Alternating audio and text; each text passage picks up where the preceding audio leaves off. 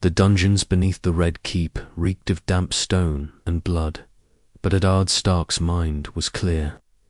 In this version of events, Varys arrived not with the words of treason or execution, but with a choice.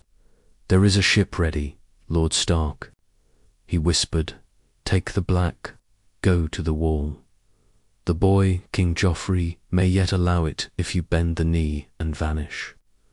Honor was not something Ned traded easily, but death would leave his daughters alone in a den of lions, so he confessed to treason under the sept-stained glass gaze, just as in the tale known. But when Sir Ilyn raised the sword, Joffrey's mouth opened to speak only to be silenced by Cersei's hiss. "The wall," she snapped. "Let him rot in snow and silence." With that, Lord Eddard Stark was taken in chains to black cells, not to death. Sansa wept, Arya vanished into the crowd, and the game changed. Euron still found Arya in the city, but his mission shifted. Instead of smuggling one Stark north, he now had to. Varys arranged Ned's departure alongside the knights. Watch recruits, cloaked in darkness. Arya barely recognized her father when they reunited at the edge of King's Landing. Gaunt, bearded, a shell of the Lord of Winterfell, but alive. "Father," she whispered, and he turned with tears in his tired eyes. On the king's among thieves and bastards, father and daughter became two anonymous figures. Arya posed as Aerie and Ned as a mute sellsword named Harlan. He taught her to fight quietly in camp, hidden from the eyes of others. Gendry, Lammy, and Hot Pie watched curiously. Ned was no common man, and the way he walked, the way he looked at the sky, betrayed his nobility. News travelled with crows. At an inn, they heard that Robb Stark had called his banners. War had come. Riverrun burned. Jaime Lannister had been taken captive, and the Riverlands bled. Ned clenched his fists, desperate to ride south to lead, to protect, but he was bound. By oath, and by chains deeper than iron. Castle Black rose like jagged black stone against the snow-covered horizon. Arya's eyes widened, but Ned felt only cold. He had never wanted to return to this place of his youth. Not like this. At the wall, Lord Commander Jeor Mormont received them with raised brows. "Stark," he said grimly, "I'd not thought to see you here again." Ned bowed. "I am no longer Lord Stark. I come to take the Black Mormont side. We've need of men, even broken ones." Jon Snow, standing tall in his Night's Watch blacks, felt his chest clench when he saw his father roar, the man he still believed was his father. Ned embraced him in silence, his voice choked with unshed truths. There would be time to speak later. Perhaps Samwell Tarly welcomed Arya with curiosity and kindness. Her wild temper reminded him of ghosts from stories, not princesses, but wolves. In human skin, Arya trained in secret under the eyes of her father and Jon. Her blade, needle, flicked with deadly promise. Beyond the wall, whispers stirred. White Walkers crept in shadows, and the dead refused to stay dead. Ned had exchanged execution for exile, but now he stood at the edge of the world, where death walked in silence. Winter struck hard at Castle Black, the wind carving paths of ice through stone and bone alike. Eddard Stark wore the black now, no longer a lord, but his presence on the wall sent quiet ripples through the Night's Watch. Men whispered of kings and broken oaths. Some spat at the mention of his name, others watched with awe. Ned took it, in silence, as he had taken all things: grief, duty, war. He trained the new recruits, his hands still sure with a blade, his voice calm, commanding. Jon Snow watched his father with new eyes. This wasn't the Lord of Winterfell anymore. This was a man who had seen the Game of Thrones and lost everything but his soul. At night, the two would speak in low tones by the fire. "You should be leading men in the field," Jon once said. "I led men," Ned replied, "and it cost your brothers their lives. Now I guard the realms of men." Arya, restless in the strict cold of the wall, was disguised as a steward boy, but Mormont saw through it. The Lord Commander was no fool. "You think I don't see a Stark girl when one's under my roof," he said to Ned one night. "She is safer here than in the claws of the Lannisters. She's not safe anywhere, but she's fierce, like Lyanna."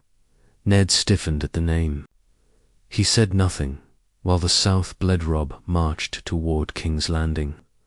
Renly and Stannis sharpened their swords castle, black-faced an enemy far older, whispers from the haunted forest, missing rangers, and the return of Benjen Starks. Horse without its rider signaled danger. Jeor Mormont called a meeting of his most trusted brothers. Jon was there. Ned stood by his side. "We ride north," Mormont said.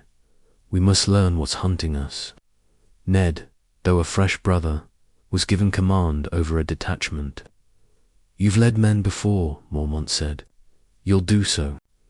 Again, it felt wrong, but it also felt like purpose. As they prepared, Sam uncovered scrolls that spoke of the long night, of ancient evils returning. Ghost howled at the wind, and Jon felt something stir in his bones. Arya begged to ride with them, but Ned refused. "You have a different war to fight, little one," he said. When the ranging party crossed into the forest, the snow swallowed them. Trees whispered secrets in the dark. The corpses they found were twisted, blackened, and wrong. One night they awoke to screams as two of their own men who had died the day before walked again. Ned fought with fire and steel. His sword cut through bone and ice. Jon stood back to back with him, and for the first time they were equals, not father and bastard, but brothers in battle. When they returned, they were fewer, but wiser. Mormont's face was grave. "We have seen the dead rise," he told the men. "The Great War begins." Word reached them from ravens. Robb Stark had won battles in the Riverlands.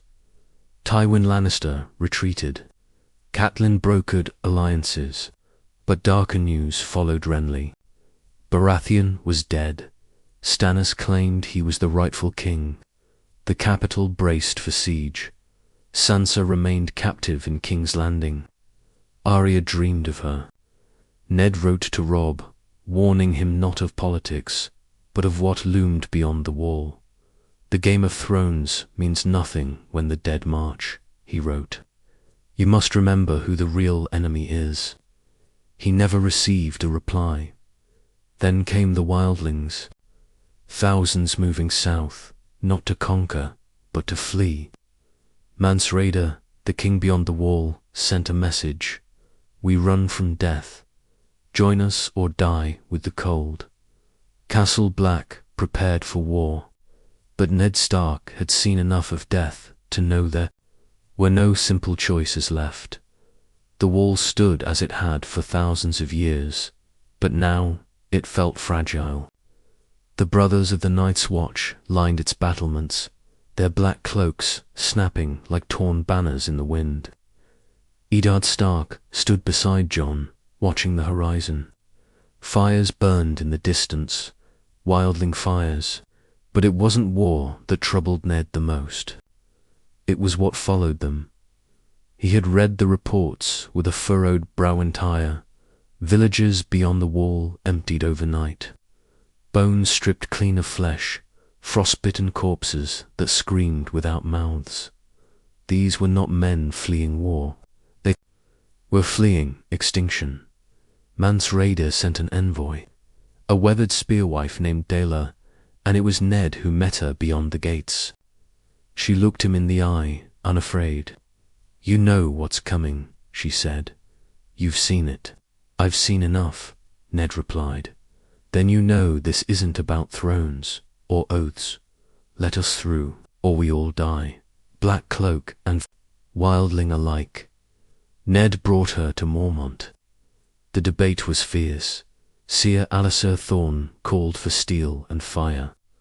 Others, like Samwell, urged caution. But Ned's voice held weight.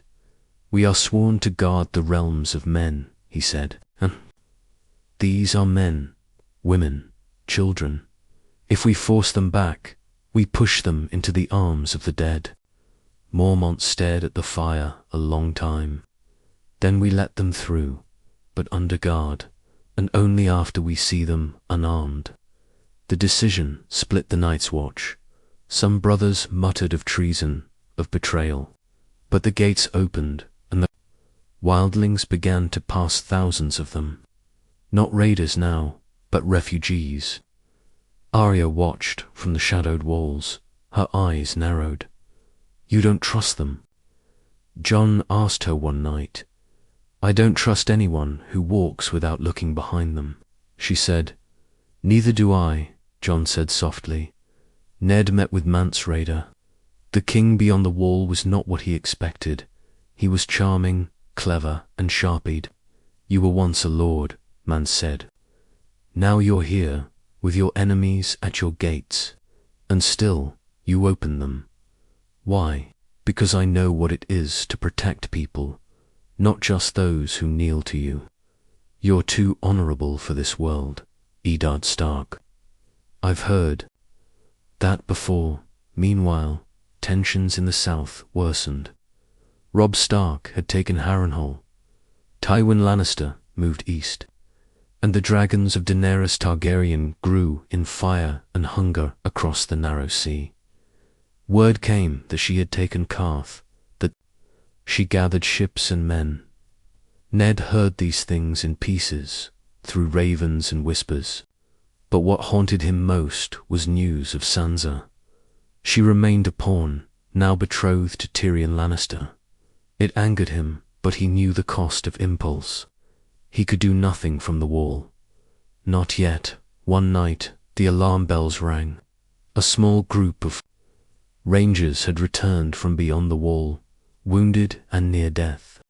Among them was Corrin Havand. He had seen something in the Frostfangs. "They're coming," he rasped. "The dead, they come not as raiders. They come as an army." Panic spread, but Ned steadied them. "Then we prepare," he said. Arya begged to fight. Jon warned her off. "You're not ready." "I will never be ready if no one lets me try," she snapped. That night, Ned gave her needle and whispered, "Do not seek death, Arya. Seek the moment after. That's how you survive." When the first whites came, they came in silence. Snow muffled their march. Their eyes glowed with icy hatred. They climbed the wall in impossible numbers. And in the chaos, Jon Snow came face to face with one of the White Walkers. Its blade shattered Longclaw's steel, but fire saved him. Ned was at his side, cutting down the risen dead with burning oil. They held the wall, but barely. The message was clear. This was only the beginning. The sun never truly rose in the days that followed, just a dull grey light that hung like mourning cloth. Over Castle Black, fires were kept burning in every hall. Brothers of the Night's Watch carried torches in daylight, and the smell of burning flesh, of the dead that walked, clung to everything. Jon stood beside Ned on the wall once more, both cloaked in black, both weary. "They'll come again," Jon said. "Yes," Ned replied, "and in greater numbers." A raven from the south arrived bearing Robb Stark's seal. Ned read the letter slowly, his jaw clenched tight. Robb offered him a chance to flee the wall, to come south. to help command the northern armies in their siege of King's Landing. A king needed his father, but Ned shook his head. "I cannot," he told Jon. "The war for thrones is not mine. Any more, let the South burn itself to ash. I've seen the real enemy, and it doesn't wear a crown." Jon understood, but still, the thought of family torn apart by ice and fire gnawed at him. Meanwhile, tensions simmered inside Castle Black. Seer Alliser Thorne stirred the discontented. "We take orders from traitors and lords now," he sneered. "The Wall is no place for politics, or old men trying to atone for their failure." Ned confronted him privately. "If you challenge my oath, do so with a blade, or hold your tongue and fight what's coming." But Ned knew it wasn't just Thorne. Morale was cracking. Too many dead, too many secrets. Arya was growing dangerous. She trained harder than any boy, her rage honed into discipline. Jon saw it, and so did Ned. One night he found her in the woods, practicing alone. Her face was blank, her eyes far older than her years. "I'll kill Cersei," she whispered, almost in prayer, "and Joffrey, and the Hound, and the Mountain." And Ned stopped her gently. "You're not a killer, Arya." "Yes, I am." "No. You're a Stark of Winterfell. You're my daughter. That's why I have to kill them." He didn't argue, because deep down, he knew she was right. Another raven arrived, this one from the east. Daenerys Targaryen had landed in Slavers Bay. She had taken Astapor and freed an army of Unsullied. The Dragon Queen was real, and her fires burned brighter than any smoke in the south. Ned watched the flames one night and said aloud, "Fire and ice, what?" Jon asked, "Nothing, just words in an old dream." A council was called at Castle. Black Mance Rayder came in person this time, under truce. His words were urgent. "The White Walkers are not hunting anymore. They are marching. Whole villages turned. I've seen it. I've lost thousands. This war isn't coming. It's already here." Mormont stood. "Then we fight together. The Wall is the first and last line." Ned turned to Jon. "It's time the kingdoms knew." He took quill to parchment and wrote letters to every corner of Westeros, Robb, Stannis, even Cersei, warnings, descriptions of the dead, of the war that made their feuds look like children's games. "Some won't believe you," Jon said. "Some will. All it takes is one sword, in the right place." Then word came that changed everything. Robb Stark had been betrayed. The Red Wedding, Catelyn, Talisa, the unborn heir, slaughtered. Arya heard the news first. She screamed and vanished into the dark for 2 days. When she returned, she said nothing, but something in her had frozen. Ned sat in the quiet of the library. That night, tears falling silently down his face. "I left them to protect them," he whispered to Jon, "and I failed." "You didn't fail," Jon said, his voice tight. "You chose the fight that matters." But even he wasn't sure anymore. The fire in the brazier flared. Somewhere in the woods, Ghost howled. The long night was coming, and all debts would be paid in darkness. Snow fell heavier now, so thick it muted the world. At Castle Black, they no longer spoke of days or nights, only of survival. The dead were seen again, in greater numbers, south of the Wall. Villages burned without a scream. The enemy had patience. It gathered its strength in silence. But even silence broke. Eventually, Jeor Mormont, the old bear, fell during a sudden breach in the eastern watchtowers. A group of whites ambushed his ranging party. They never stood a chance. His corpse was recovered, but his body was too torn to burn with ceremony. It was Jon who lit the fire, with Ned standing beside him, hands clenched into fists.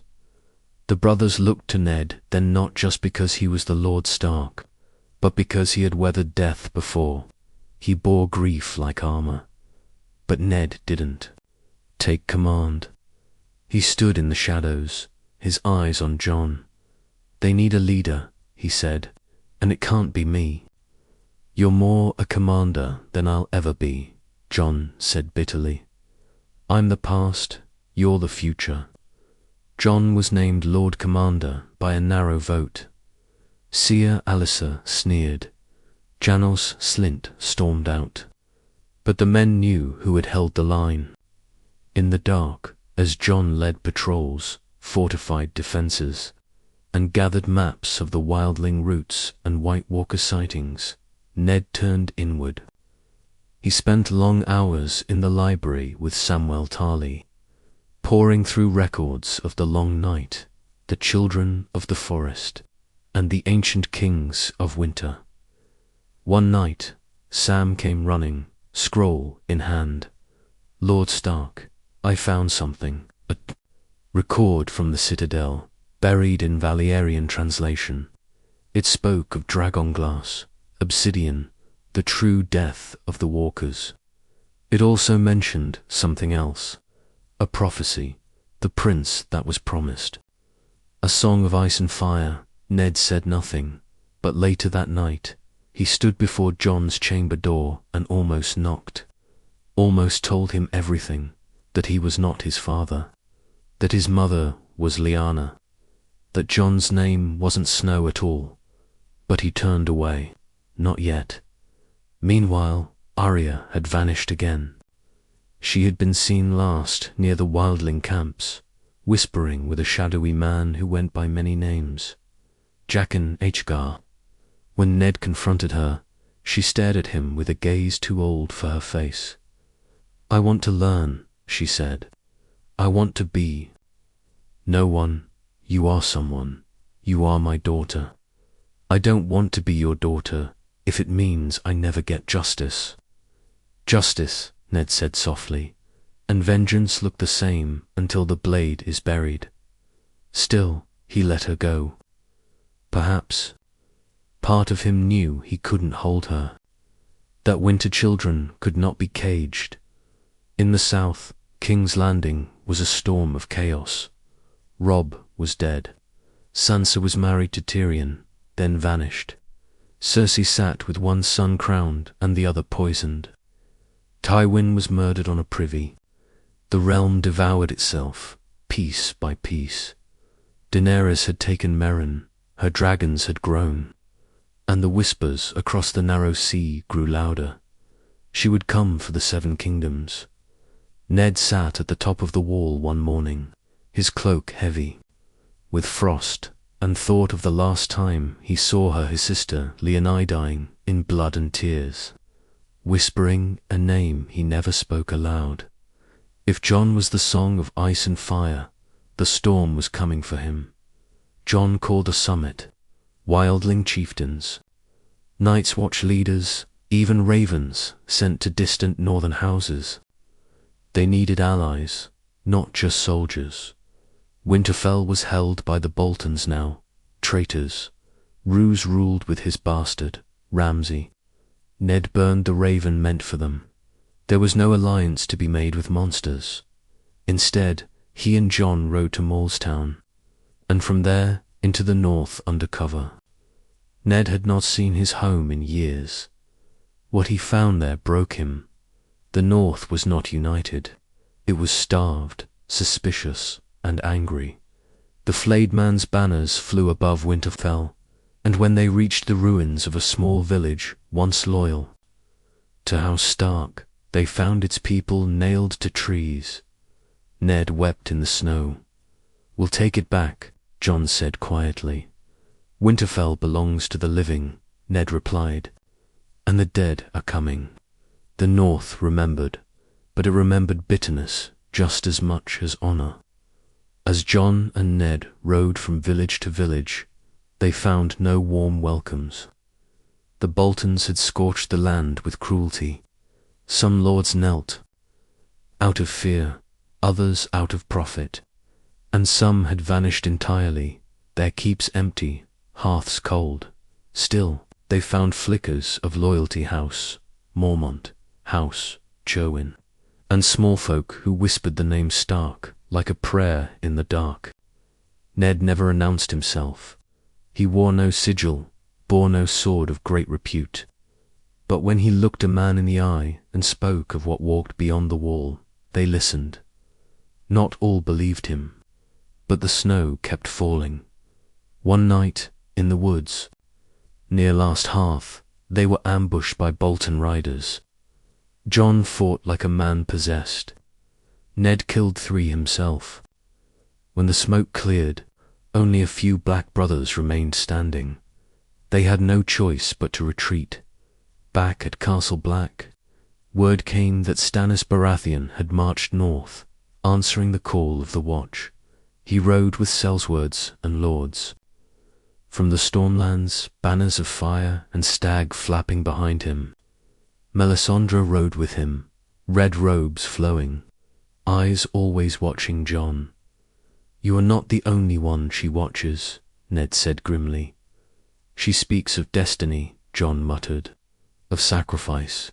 She spoke the same to your uncle Stannis. Now he burns men in the snow." When Stannis arrived, he did not bow. He barely acknowledged Ned Stark. "You are a traitor who confessed," he said. "A man who bent the knee to Joffrey." "I did what I had to do to protect my daughters," Ned replied.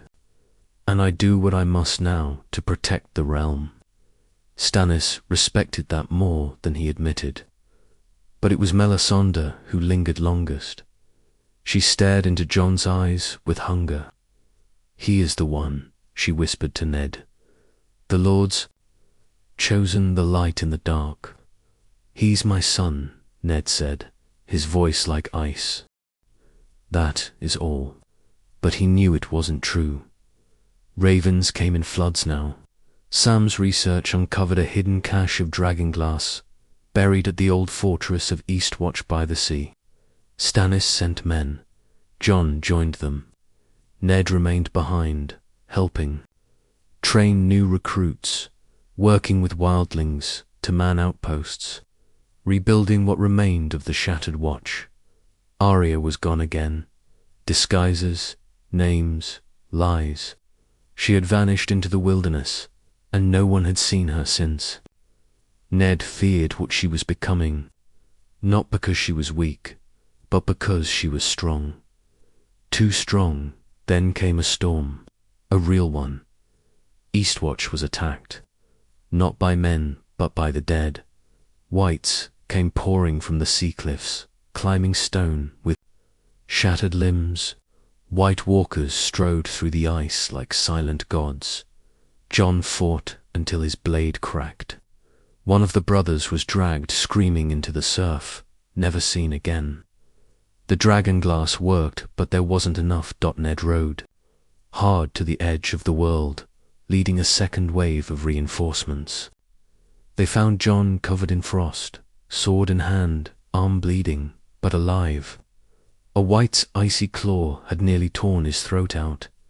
When they returned to Castle Black, the cost was clear. Eastwatch was broken, and the walkers had seen their weapons. Next time, they would not come blindly. Stannis insisted they march south. "The north is bleeding," he said. "The Boltons must be removed before winter locks the land." Jon agreed. So did many others. Ned remained silent. Finally, he spoke. "If we march on Winterfell, we leave the wall weak. The walkers don't care for banners. We need Winterfell's strength," Jon argued. "Its grain, its gates, its people. We can't fight a war in the cold without it." Ned looked at him long, then nodded. They rode south, and with them came giants. Wildling's watch, brothers, even knights from the south who believed in Jon Snow. It was no army of kings, but it was a start. Winterfell loomed in the distance. Shrouded in snow and smoke, Ramsay Bolton waited. The dead moved slowly, but they were coming. Winterfell stood, like a wolf gone rabbit-scarred, bloodied and cruel beneath Bolton banners. The snow fell in furious silence as Jon Snow, Eddard Stark, and their unlikely army of black brothers, wildlings and northern loyalists prepared to take back the ancestral home of House Stark. Stannis Baratheon marched with them, rigid and unyielding. His men were cold, hungry, and skeptical of their king's fire priestess. Melisandre said little now. She only watched Jon. At night, she lit no fires, but prayed in a language no one understood. Ramsay Bolton made no attempt to parley. He sent no ravens, only flayed corpses men from House Hornwood, their bodies nailed to wooden X's, their eyes pecked by crows. Jon wanted to attack immediately, but Ned advised caution. "We can't fight him the way we fought the dead," Ned said. "Ramsay plays with flesh. He knows cruelty better than any of us know honor." They waited for snowfall to cover their approach. When the battle came, it began with thunder not from the sky, but from giant war horns blown by the wildlings. Giants charged the gates with tree-trunk clubs. Arrows rained from the ramparts. Jon led the charge, Ghost at his side, red-eyed and snapping at the throats of armored men. Ned fought as he hadn't since Robert's rebellion blade flashing, commanding from the second line, guarding Jon's flank. Stannis flanked the eastern walls. The Night's Watch secured the rear, but Ramsay had laid traps, oil pits lit with sudden flame, spiked trenches disguised with snow. Screams echoed in the white blur of the storm. Then came the hounds. Ramsay loosed them into the chaos. Wildlings fell, giants screamed, and Jon was pulled from his horse. 3 dogs lunged, but Ghost tore them apart. White fur streaked red. When the inner gate fell, Jon led the first through, battered shield in hand. The courtyard was a graveyard of snow and steel, and there, above them, Ramsay stood on the balcony. Calm as ever, bow in hand, he fired. Jon took the arrow to his shield, another, until he reached him. They fought not like lords, but animals. Ramsay's blows were fast, cruel, but Jon struck with fury and weight. He beat him bloody, bones cracked. When Ramsay finally fell, Ned grabbed Jon's shoulder. "That's enough." But it was Arya who stopped them both. She stepped from the shadows of the hall, her face blank, her dagger red. "I told you I'd do it," she whispered. Ramsay never spoke again. Winterfell was reclaimed. The direwolf flew once more, but the war was not over. As they buried the dead, a raven came from the wall. Sam's handwriting trembled across the parchment. "The dead move. Thousands. Hardhome is lost." They marched south. The wall had fallen. They had won Winterfell, but lost the world. That night, Ned walked alone through the crypts. Before the statue of Lyanna, he finally allowed the truth to break. "Your son lives," he whispered. "He's more than I ever was. More than I could have imagined." He turned. Jon stood behind him. He had heard it all. Ned said nothing. Jon nodded. "I always knew. Not what, but something. I'm sorry I didn't tell you." Jon looked at the stone. Eyes of Lyanna Stark. "She died for this. For me. So I will fight. Not as Jon Snow, but as what I am." Ned placed a hand on his shoulder. A Stark, in all the ways that matter. But the truth was heavier now. For Jon might also be something else, something more. Atargaryen. And dragons had come. Winter had come in full now. The snows buried roads, silenced rivers, and smothered entire villages beneath white death. And from the north, across the frozen fields beyond the ruins of Eastwatch, came the dead. Jon stood on the battlements of Winterfell, cloaked in black and silver, Ghost at his side. Beside him stood Eddard Stark, older, sterner, and wearier than. The world remembered him. Below them, soldiers prepared wildlings with crude axes, northern bannermen with rusted blades, black brothers in patchwork armor, and even Stannis' soldiers. Now weather-worn and bitter but ready to die, ravens brought word of worse to come. White Harbor had fallen. The Umbers were dead or turned, and the dead did not rest. They marched endlessly, tirelessly, a storm without end. From the south came an answer. Dragons. Daenerys Targaryen arrived with fire, wind, and wings that blotted out the sun. Drogon and Rhaegal soared over the battlefield as her unsullied lined the walls, their ranks perfect even. In the blizzard, she met Jon at the gates, silver hair, wild, eyes burning. "You called," she said. "I've come." Jon said nothing for a moment. Then, "We need your fire."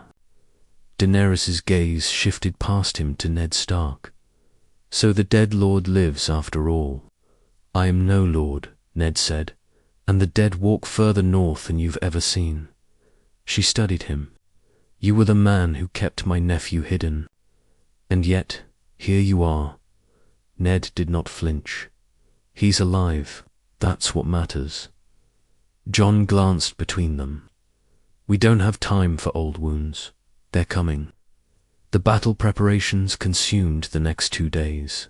Sam coordinated the dragonglass distribution. Arya returned with a face none recognized and blades too thin to see. She would not say where she had gone, only that death taught me how to dance. Bran Stark arrived under heavy guard, silent and strange, his voice barely human. "The Night King knows," he said. "He wants me. I remember too much." "We protect you, then," Jon said. "No matter what it takes." The dead came on the third night. A blizzard heralded their arrival. Then silence. Then the sound of ice cracking. Then screaming. Whites flooded the snowfields like locusts. Giants made of bone crashed through fortifications. The Night King rode a dragon of frost Viserion. Dead and reborn raining blue fire upon the battlements. Jon fought in the sky astride Rhaegal, clashing flame against frost.